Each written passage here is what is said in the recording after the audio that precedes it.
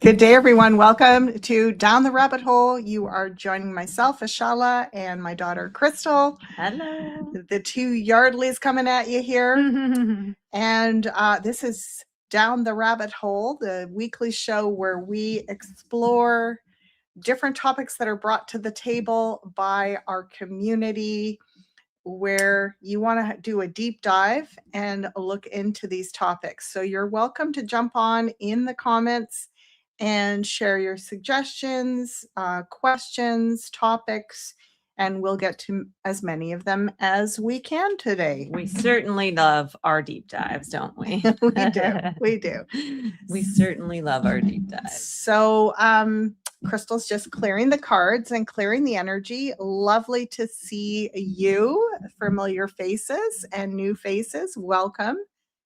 You can jump on into the chats and just tell us a little bit about what's going on for you. This is one of the last shows of this year here on Beyond Mystic. You want to pull the schedule up, Crystal, just so people can have a look? Let's start at the schedule there. So we have this show, and then of course Beyond the News later on today, this evening with Jean-Claude and Janine. We've got the Coco Show tomorrow morning at the usual time. Well, actually afternoon, my apologies. And Intuition. Morning for us here. Morning for us here on the West Coast. And Intuition Fridays with Penny, Kelly, and I. This will be the last one we do in 2025. We'll be coming back on Fridays in the new year. And then I have the very last show of the year on Saturday at 4 p.m. Eastern.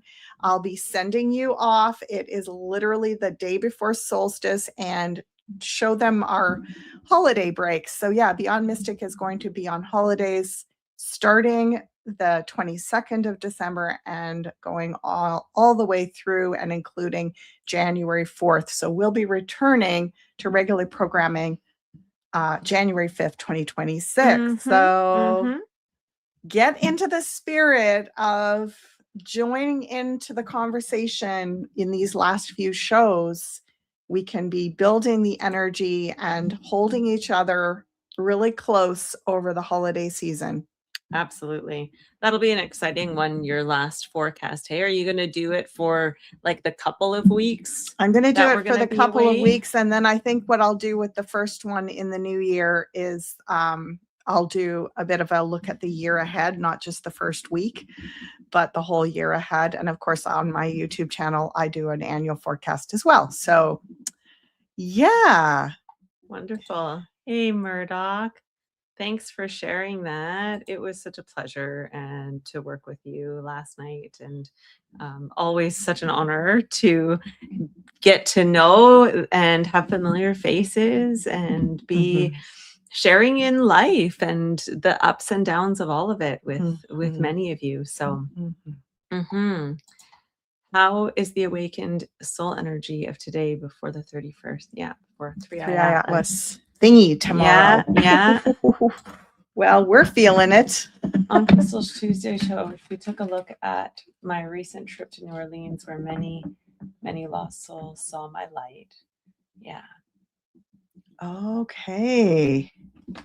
Well, this is interesting because you're talking about a tree in New Orleans and doing, sounds like something ceremonial, and someone else is asking a question about visiting sacred sites and what do we need to be doing? How do we share our energy, send our positive energy to these almost like placeholders on the planet, but also not, you know, there's some dark force energies that can constellate around some of these portals. So how do we not get I want to say engaged in those frequencies when we are traveling? So the 3i Atlas, Crystal, how about you shuffle a bit on that, and we'll get a read together between us on what are the energies. And is that question up? Do you want that question up? We've got the other one there first. You want to take the 3i Atlas one first? Yeah, let's do that one. Let's do it. How is the awakened soul energy as of today, knowing that this 3i Atlas thingy is coming tomorrow? The thingy. Yep. Awakened soul energy. And awakening is sometimes abrupt. It certainly felt that way for me in the last 48 hours. It's been, you know, yeah, the upgrades are startling because a lot of emotion comes up with them. I really saw that the other day, a couple days ago, when I was doing a reading and for a fellow in our community. And I really saw that because he was inquiring about awakening and is that what's coming in for him? And it looked like it was, but it didn't look like it was going to be easy in the way that we Right. think, like, oh, let's awaken. We're here for the awakening. And it is a birthing. It is an initiation for sure. Wow. I mean, look at these. And this is, we've been talking about this a lot in the last 48 hours, you know.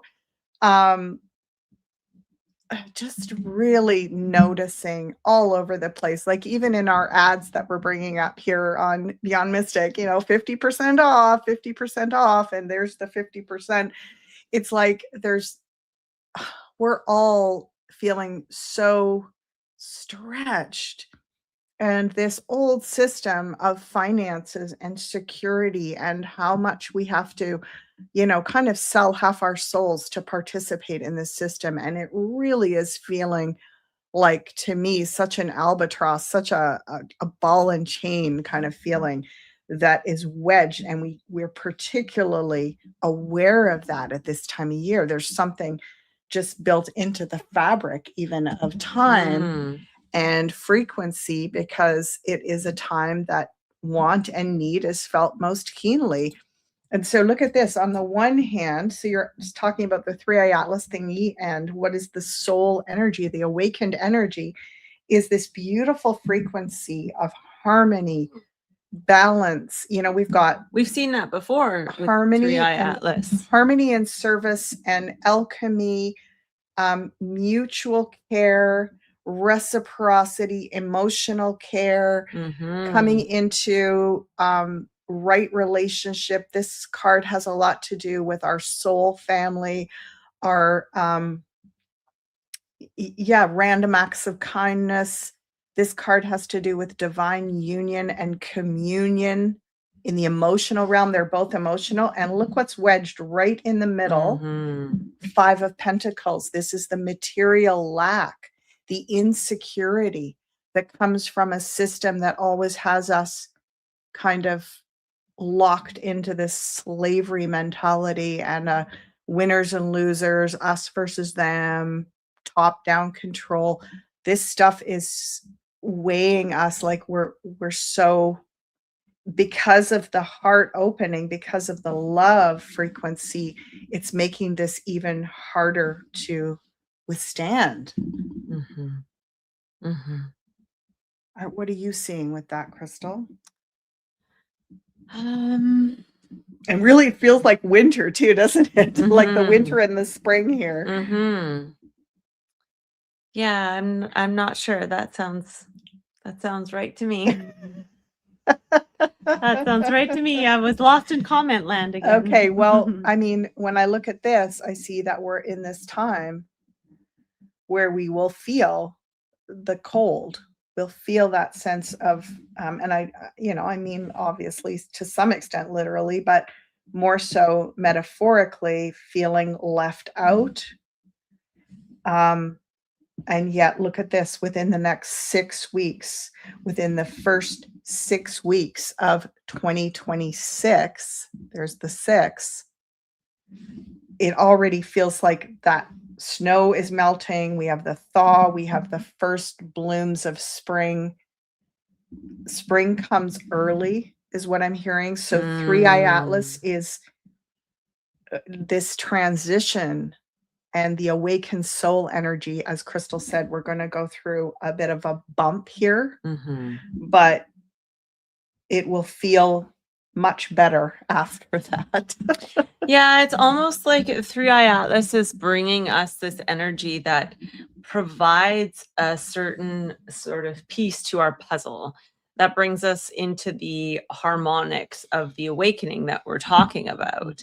And in that, we're working through a lot of this stuff coming up. Like, why do we need this harmonics? Because we need to clear this out, because we need to work with the, this is coming up so much for people right now in their readings.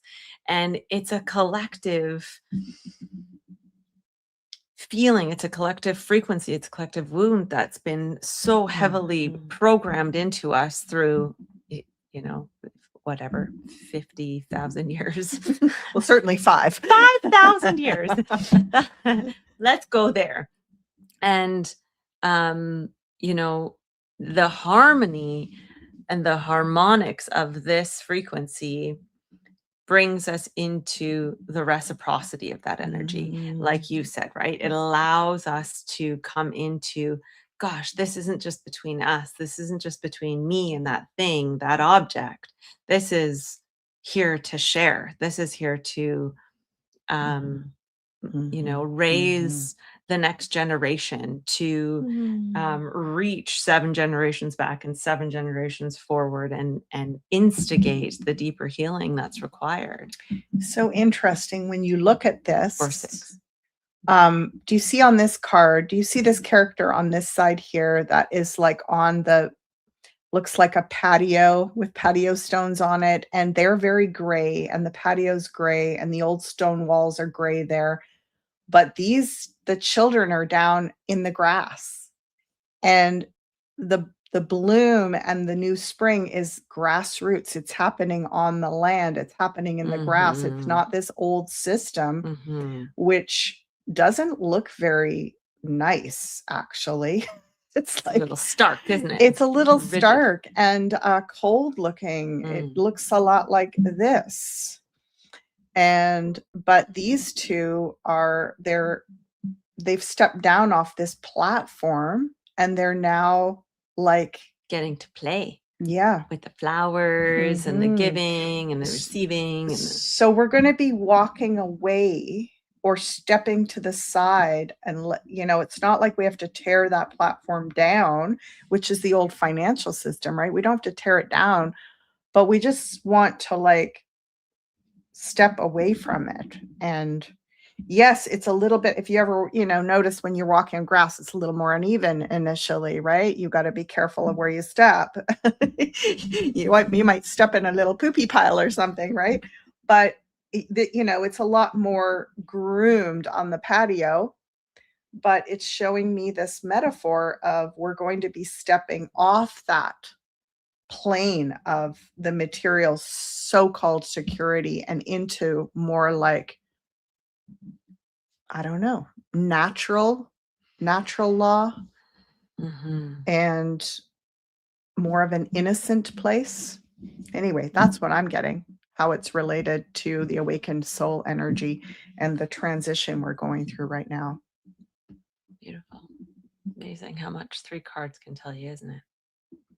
Yep. Sure is.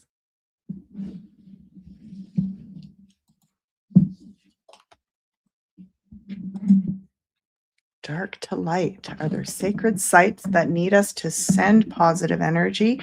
Can we look at this and possibly go down the rabbit hole on priorities?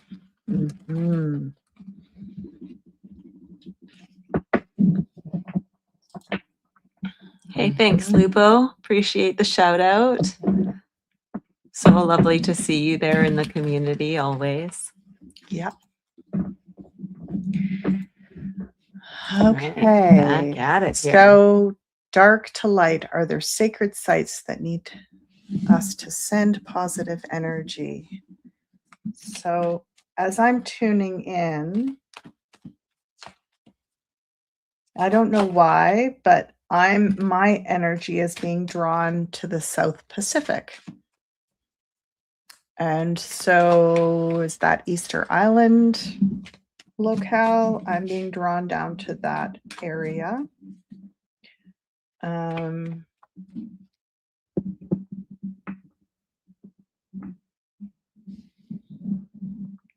let's put that up at the top.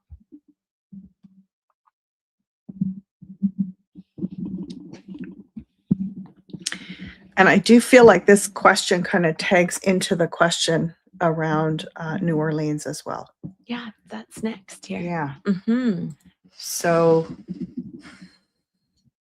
Oh, your hawk is back. Cool. Such a blessing. wow. Yeah, I'm really I'm down in the South Pacific. So that's where I'm being taken right now. And I'm not sure. Like I'm hearing Kontiki and then Tahiti, like that sort of energy is where I'm being pulled. And let's move that up. Mm-hmm. So I have quite a few, not a ton, but at least half a dozen clients that I've had for many years now that are, I want to say, like geomantic healers. They work with ley lines and yeah, basically healing earth grid lines. So one of the things I've learned through channeling their guidance team over the years is that there's always something about the opposite point of a place. So for example, like an Easter Island or a Tahiti, and then what's on the opposite end of the globe from that. So I don't know what the opposite of the globe is. Anyone there, like a Have a look for us. geographer that Yeah. can say, oh, what's exactly opposite from that? Like the furthest point. Well, it's if you went right through the core of the earth, where would you come out on the opposite end? Because that's often like they have these poles. It's almost like anywhere, and whether you see the earth as a flat, a disc, a toroidal, I see it as a toroidal energy field, but the same principle applies because there often are polarities. Like we think of that toroidal as being, I don't know, like the North Pole is the north part of it and the South Pole is the south, but it depends on where. It's almost like every locale on the planet is the North and South Pole, has a South Pole on the other side or a North Pole on the other side. That are frequency portals. And another thing is that we always think of the North Poles at the top and the South Poles at the bottom. But years ago, I read by an author, Carlos Mila, he talked about that the South Pole is actually the top and the North Pole is the bottom. If you can imagine, just imagine flipping the whole thing upside down. So that, and his thesis around it was, if you look at the way the continents are shaped, they all kind of come to a point in the South. And, if you took, like, if you had mass and you dripped it down, the bulkier part would be at the bottom, not at the top. The pointier part would be at the top. Anyway, it was just interesting. I remember reading his stuff. And when we're talking about these sacred sites, it feels like we're working on the two poles of each one and creating harmony between the two poles, the two locales. It appears that Stonehenge may be the opposite side. Are you kidding? Because they said, would that be Scotland? And then they just said, hey, Stonehenge. I don't know. Opposite point is called an antipole. Thank you. Can Antipodes. you put that? Antipodes. Can you put that up? Would you please put that up? You can look up the antipodes. The opposite point is called an antipode. Thank you. I knew there was a name for it, but I couldn't remember what that was. Thank you. Ellie. Yeah. So the antipodes of Easter Island are or Tahiti. What are the antipodes of those two locales? And those are the spots that over the next 8, 9, 10 months, we are sending energy to those locales. And isn't that lovely? We got a clear answer on that. So, oh, hold on a sec. What are you? What kind of just- spread are you doing? You're just I'm rolling. just rolling. She's rolling. I'm Rolling. with this, rolling with it. And there's your pole. yep, and 2 9s. 9s are about that kind of synthesis or gathering together of energy. So, and the 9 of Cups and the Hermit. Yeah, this actually looks extremely positive. Is this not live? It is live. Mm-hmm. You got it. Can You're you on. not hear us? Yeah, we put your stuff up. Can you hear Oh, us? he's saying we could look it up online. Oh, gotcha. We could. That would require doing some techie things. Yeah, we don't have a need one of second those- screen Yeah, here. we need so- one of, or a person in the background doing anything for us. It is all Yeah, us. It's so. us, and we don't have. Mhm. Meg used to be so good at that. She had like 2 or 3 screens, and she could do all those things at the same time. But anyway, sorry about that. So someone else can look up the antipodes of Tahiti. Easter Island antipode is It's India. India. Oh Yeah. my gosh. Opposite of Easter Island in Rajasthan in India National Park. Holy. Okay, coolio. Very, very, very interesting. So there we go. Those are the 2 locales, Rajasthan and Easter Island. And if someone would look up also Tahiti, and we'll get a take on that as well. Isn't that interesting? So those are the locales. And this is actually about resetting our financial system, which is what we were just talking about. Oh, I see. Yeah. So the healing of these sacred sites is Well, these particular ones at this particular time, they are holding a polar energy to probably, a lot of times these questions start to merge because we're in a large dream sequence. When we do these down the rabbit hole discussions, you're all dream weaving with us. So your questions often will sort of lead into each other and connect somehow because we're weaving a big dream, collective dream. And so this does connect even with the 3-eye atlas and the timing right now. And it will connect with this next question about New Orleans and what happens to us if we come close to one of these portals and we're not prepared? How do we prepare? What do we send to that? It feels to me.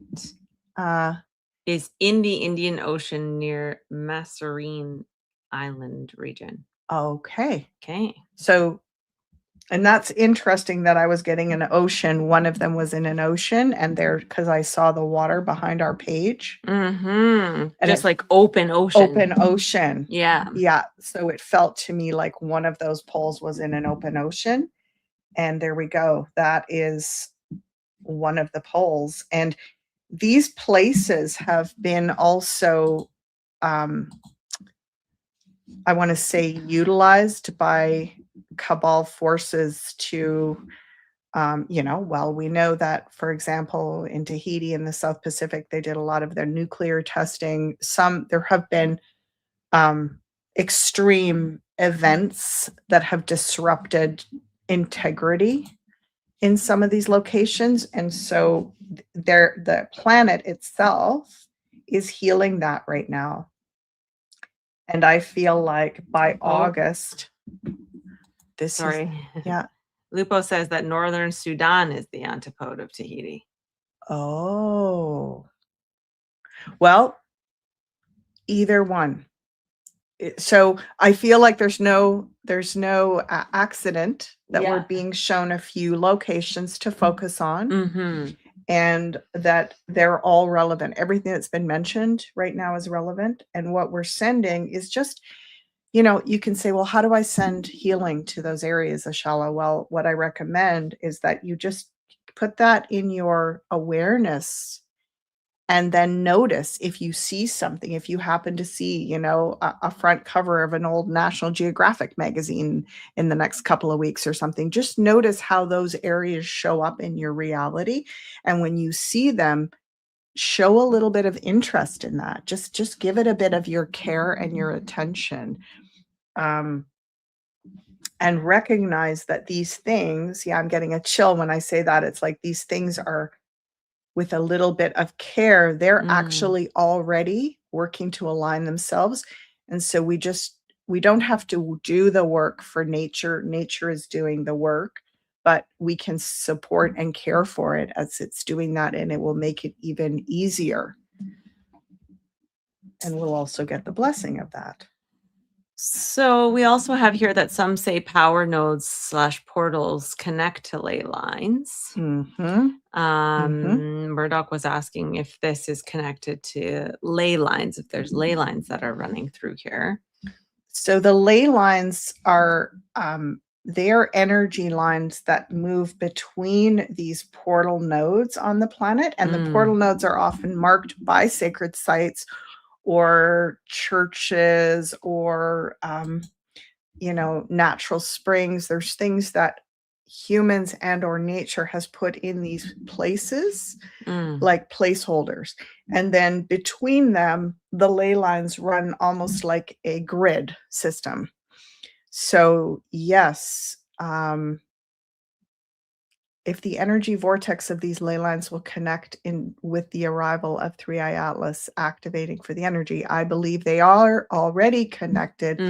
It's just that in some cases, if a ley line has been disrupted by some sort of, I want to say, heavy karmic, usually human generated event, it's sort of like the body being unhealthy in that region. Like, if you think of your own body's meridians, and when an acupuncturist puts a needle in your meridian line, what they're doing is they're activating the connection in your nervous system so that the ley lines are already connected, just like your nervous system is connected, but sometimes it's blocked. There's blockages in them.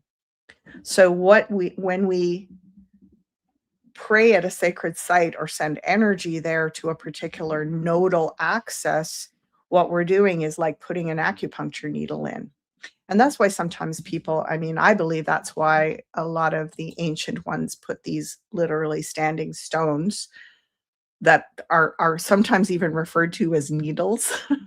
They are literally like doing acupuncture on the earth to keep these lines healthy, especially where there's been a disruption. And yeah, that's enough about that right now. Right. And like any power grid, it can reset or shift. Interesting.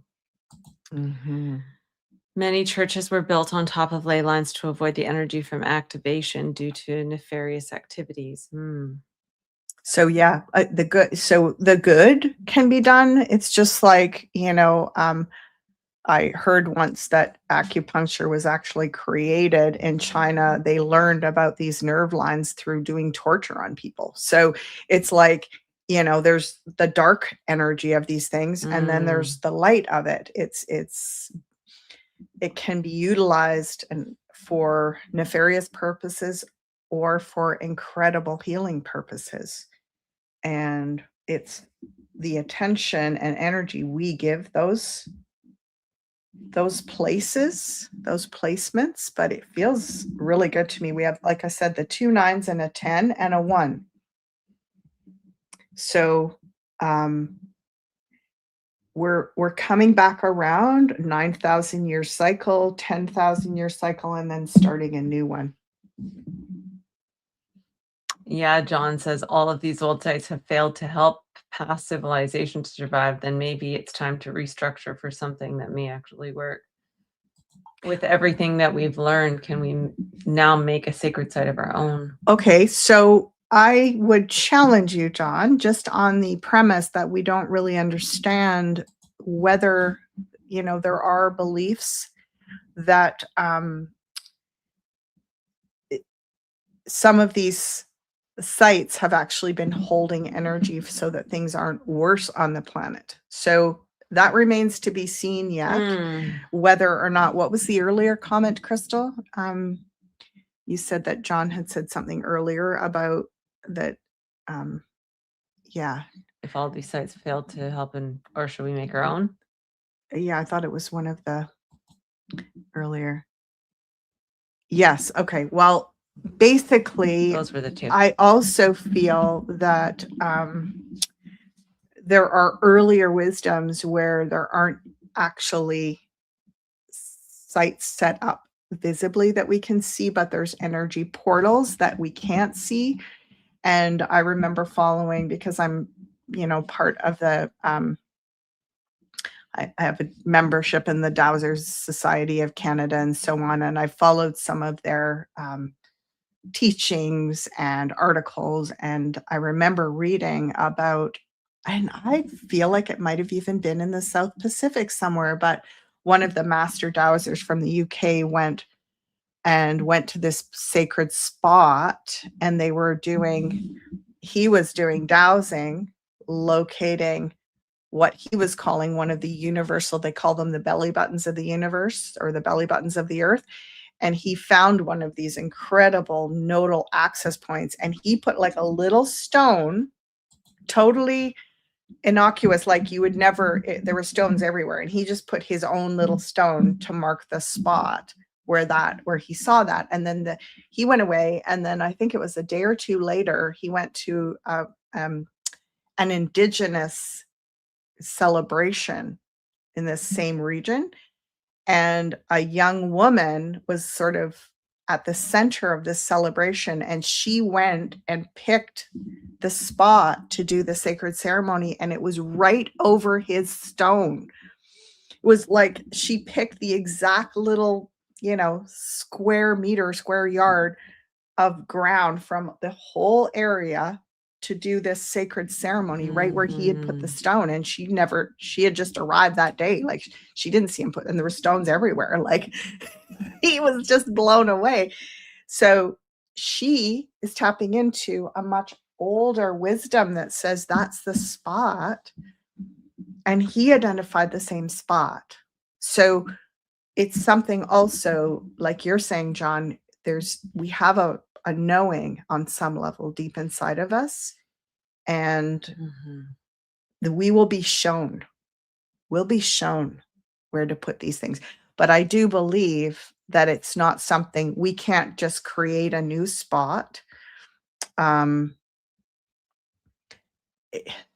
We can, but we don't need to, is what I'm hearing. We don't need to do that. We just need to understand deeper. And it's how we approach this work with a humble heart and with our own alignment. And it's practice, right? Like learning dowsing practice over many months and many years. And in this case, with this young woman, the reason she was doing the major part of this ceremony is because she, from a very young age, had exhibited the ability to do this naturally. And because they lived in an indigenous village culture where they still recognized people that had special gifts from birth, she was given the right to do those kinds of things. So, we're getting back to that. We're reclaiming these gifts. We have them latent in us. Some of us are very, very gifted with these sort of practices. So I think it's both. It's yes and no. We might not need to create whole new ones. We'll be shown where we need to be. Take stones with you when you visit energy spots, pyramids, mounds.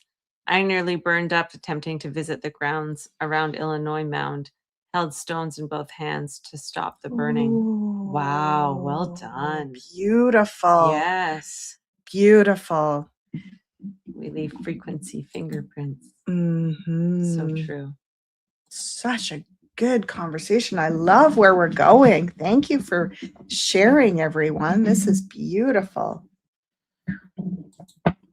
Shall we move on to New Orleans? Yes, because it's very connected. Oh, this is the Twin Towers. She was talking about, I had looked at it last Tuesday. She was talking about going to New Orleans and going to some of the sacred spots and doing some rituals. but this some is of in the this is in New York. Twin Towers is in I know. New York. Yeah. Erin, where are you? On Crystal's Tuesday show, she took a look at my recent trip to New Orleans, where many, many lost souls saw my light whilst I visited an ancient tree, and they jumped into my open channel.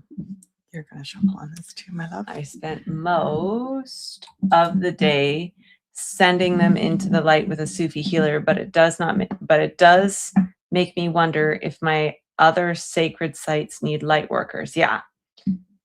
I will near America Stonehenge. Does that need my love and light? Mm-hmm. Mm-hmm.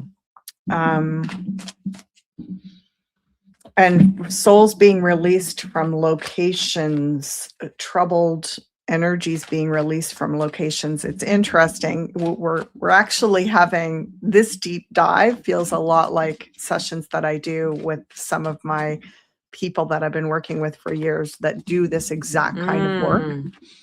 And it's amazing sometimes what comes up. Like I see whole areas being released where people all of a sudden souls are releasing, and if you happen to be the one that is there, you have the opportunity to help clear that. So I don't want that to make people feel afraid to go to sacred places. Or what do they do when, oh, bless you, Crystal. Sorry. What do they do when they are in a sacred location, or even if they're just in a spot where all of a sudden they're getting a lot of feeling that energies are coming, and what do I do with all of that? So can we go back to the question that was just before this, that was about New Orleans? How was the question worded?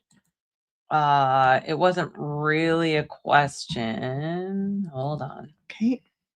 I didn't. Well, see? Yeah. I know I got some stuff about it too. That was pretty okay. So heavy. It's very much what I'm getting with this is there's a really easy opportunity to go into sympathetic resonance with the grief and the trauma in some of these locations. And what I'm being shown is how you wouldn't go into the very worst of something. You would send healing into it, but you wouldn't go in yourself. So I do feel like we need to use our emotional radar to say we're only going to go to a certain distance, and if it starts to really overwhelm us, we're going to send the energy, but stay a safe distance outside of it, is what I'm hearing. Yeah, like stay on your own ground. And the other thing is, I'm hearing we don't necessarily need to go looking for these things. They'll find us. If you are a healer, an energy worker, we all have work to do with the grids. We'll all be called in the right time and place. And it's really about feeling into the atmosphere around you and going, okay, there's something here that needs healing. And you get to a point where you're just at that level of, okay, now it's getting uncomfortable. Instead of going right in and thinking that you have to throw yourself in the center of it to heal, you don't, is what I'm hearing. Yeah, you work with it from a safe distance. And there was the question about the 9/11 portal as well. Look at that, the tower, the lightning struck tower, the twin towers. Like, yeah, literally. Right. And so here's another tip from geomantic work. Could be very interesting to look at the antipode of the 9/11 towers in New York and take gifts and offerings there and do healing work on the antipode as of well. that. Yeah. Because we don't have to be right in the thick of it. I'm trying to think of an analogy. It's sort of like when you're fighting a fire, you don't go right into the center of it to try to put it out. You start on the outside and you send the energy towards it from the outside. You don't go right in. Is that making sense? Visited an ancient tree. Yeah. And then it sounds like she spent the day working with a Sufi healer, but doesn't make me wonder if other sacred sites need light workers. I mean, there's no shortage of need, Erin, all over the planet. And you'll know what's needed and what isn't needed. And what I've noticed with my grid worker people is that they just are called, suddenly they're called. So you're feeling called to American Stonehenge. So you just go where you're called. But again, you really want to not, because if you go in and also be very aware of how you are, like if you go in any state of fear or sadness, you need to be in your strength going in. And how you can combat fear, like grief and fear, anxiety, is with humor.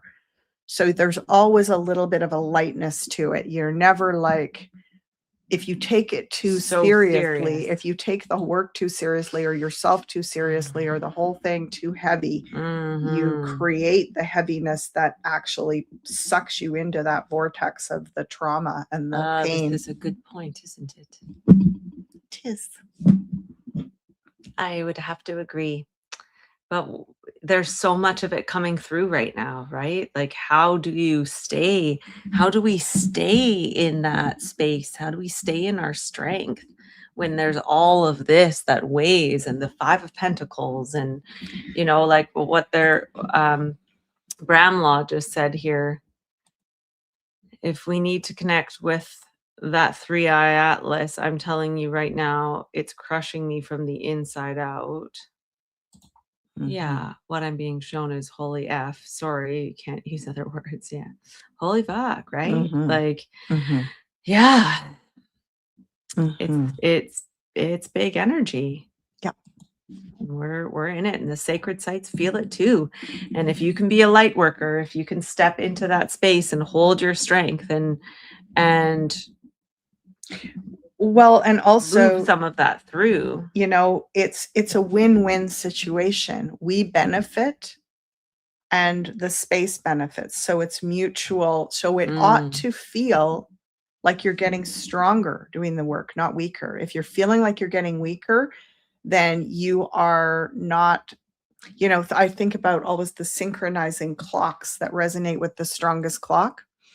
And if you are getting pulled into it, you're not synchronizing the strength, which means probably you're just going too fast into the center. So you need to stay on the edge at the place where you still feel strong and you're benefiting from the flow of the experience. As soon as you start being pulled sideways and into the vortex, then you're just like, okay, too fast and too close. Back off a little bit. Use humor. All these grid workers that I have the privilege of working with, they sort of use my dowsing abilities. And I'm going to tell a funny story. I don't know why. It's funny, right? Because I was working with one of them. She knows who she is. She might even be on here.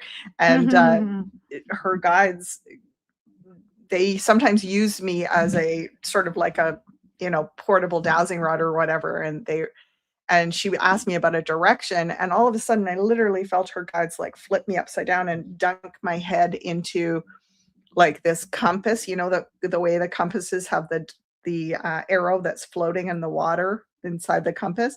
They had me upside down with my head going around in circles in this compass, and I was like, whoa, you can just tell me the direction. Yeah. You don't have to stick my head in the compass, guys. But you know, they were like, oh, we got a live one here. Get her in the compass. So, you know, we're learning as we go along, right? We are remembering how to be these beings that have the capacity to do big healing work, but we can only do so much. And our gauge, our inner compass tells us, yep, that's too close, too fast. It doesn't mean it's no forever. It just means you need to do some more external healing, and not go right into the heart of the wound yet. You're not ready. It's not ready. The wound isn't ready for that. Murdoch has a good point here. So does clearing the negative energy mean turning it into light energy? Pushing it away seems like it would go to a different location and still be the darkness. Totally. So good, Murdoch. That's a great analogy. Yeah. So anything when we talk about working with energy and working with darkness, any idea that we have that we can sort of build a wall and keep it, push it, it doesn't work like that. Darkness is the absence of light. Light cures darkness. Light doesn't come from, you know, the edge. Like, okay, I'm gonna put a ring of light around me. Where are you getting that light from? Oh, I don't know, spirit. No, you're getting the light from inside of you. You are channeling the light. It's coming out of you, and it's literally becoming like this beautiful warm glow, spotlight in all directions, which is your natural buffer. And then it lifts the darkness. It doesn't push it somewhere else. It releases it.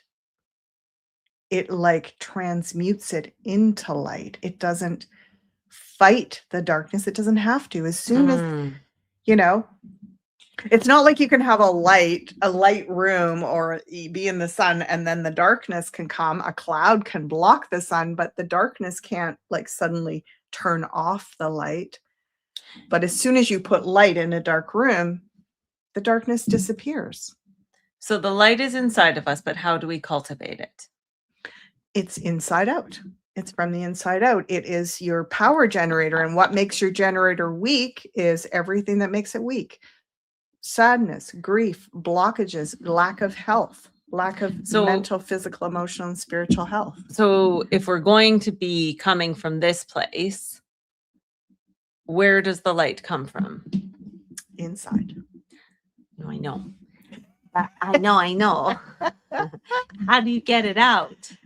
You live it. You energize. It's like when your batteries are low, right? We know with all the Christmas lights, the ones that we have on batteries, and it's like, those ones are looking a little dim. You put a new battery in, and the light just builds right up. So you got to recharge your battery. And this would be some sort of battery recharging? Correct. So would that be something that's elemental? Murdoch had another point here. Will the positive energy from 3i Atlas help us connect with the elements on Earth, like the Sasquatch? Yeah, I mean, especially if you find the Sasquatch joyful and playful and fun and exciting, then that's great. If you find it like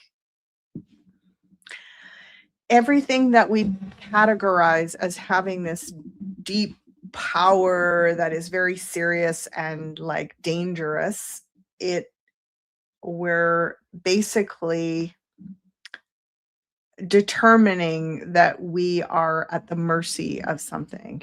And it really just has to do with us not understanding whatever that is well enough to know where our relationship with it is. And generally speaking, if you're feeling uncomfortable with something, it means you're not in resonance with that thing. So if you feel excited about Sasquatch, then you're in resonance with it. And it's probably going to be a great medicine for you. It's just like people's animal totem, you know, whatever your totem is. Crystal, you could have one of my totems and be like, oh, it makes me so uncomfortable. And for me, that totem is fantastic. So it's resonance. It's what we're in resonance with. Will this positive energy help us to connect with the elements? Again, I think we should pull cards on it. let's do it. And are we in resonance with those elements already? Crystal's going to shuffle. I'm going to shuffle. And I'm going to pull all the cards up. Great. Sasquatch. Elements on Earth. The elementals. Elementals, which are the spirit Yes. beings that are guardians and I want to say activators within the elemental kingdom.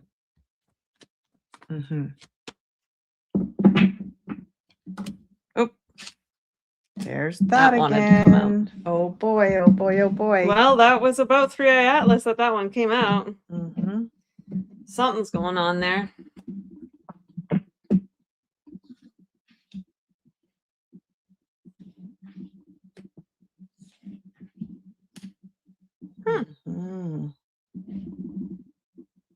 You know, this is interesting because this really feels to me like mutual aid, and I'm going to end off on a wee bit of a rant. Wee rant. Oh, just a wee time rant. has come. A wee rant. If you thought she was on a rant before. Well, the wee rant is about us caring for others, other beings, and I often get into this. I get really feisty when we talk about things like bears, for example.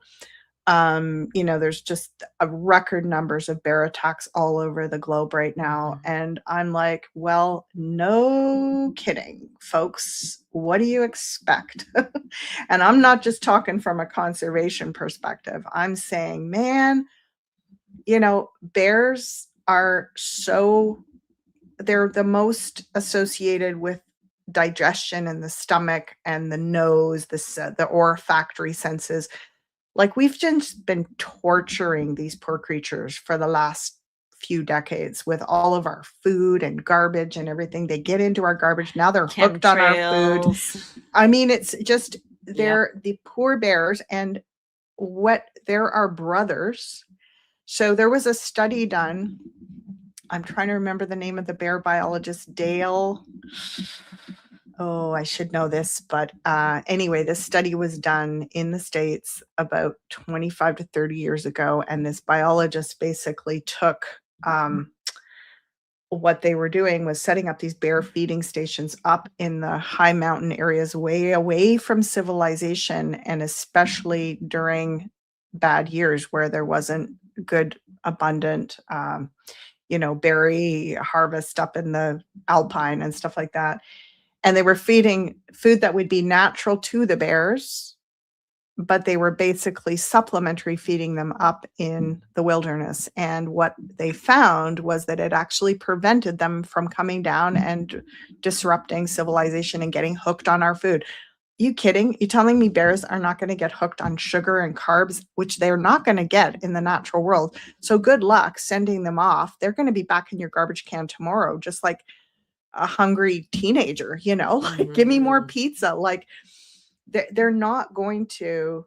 We've habituated them to our food, and they are one of the most food oriented species on the planet. They're omnivores. They eat everything, and it's torture. I mean, they've got one of the most sensitive olfactory systems there is. And anyway, I'm going on this rant because it's like, the question is, does the positive energy from 3i Atlas help us connect with these elementals, which include many of the creatures in the so-called wild? There really isn't much wild left. And the wild there has been so disrupted by poisons and toxins and chemtrails and so on and fires and you name it.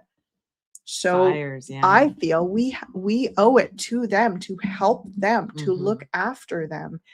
Yeah. So the case was, the whole conservation story is a fed bear is a dead bear, and you never feed bears, although we just leave our garbage out for them instead, right? And torture them with the smell of our food. We go into their zones and have campfires and cook everything under the sun. Yeah. But if they come along and try to take part, or exactly, they get shot, want some of the yummy things that we're enjoying, they get shot. Yeah. And it's taken away. So it's seeing the obvious energy here where we are wanting to care about.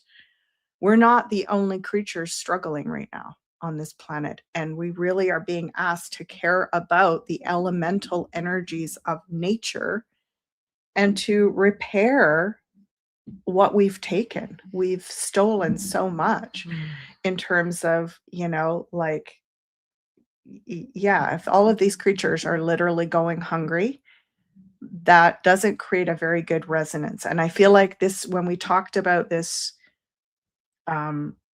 repairing the energy around abundance and money, and that includes things like the food, the resource of being fed.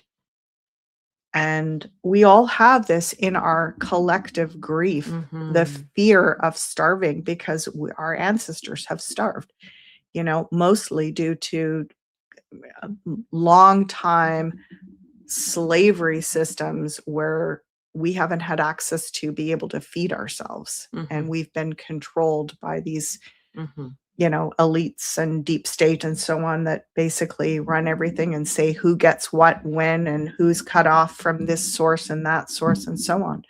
So it's a big healing that we're moving into here. And there's reparation to do with nature, with the elemental beings. And we can start.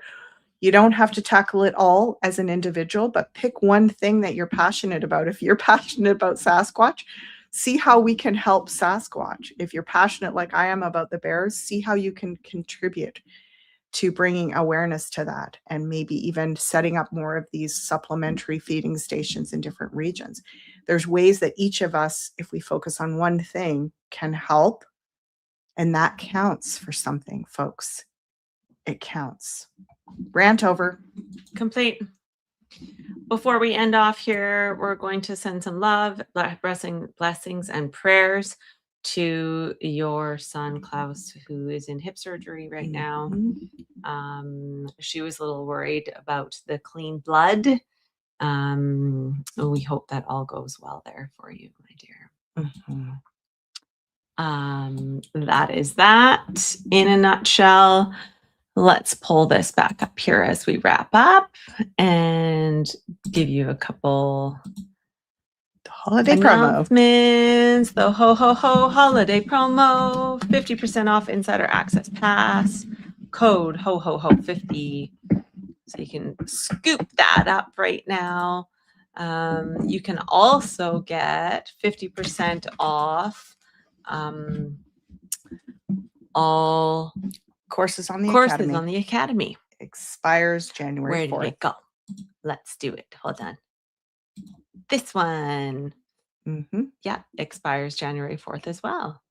And you are catching us here on YouTube and Rumble channels, as well as being streamed on X. Hey, look at this too. This and this and this. You can book consultations. I don't think we have any openings now till the new year, but that's true. Pretty soon in the new year, there's openings. There's definitely some there. 10 days, there's openings. Yeah, absolutely.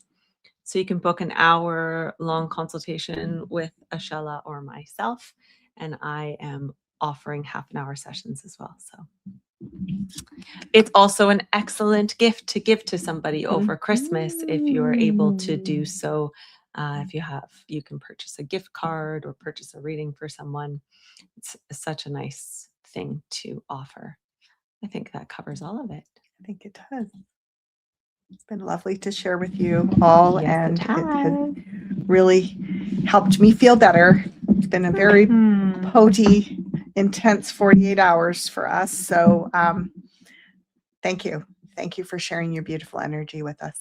And We wish you all blessings. Look forward to seeing you tomorrow live with Penny Kelly and again on Saturday. Love it.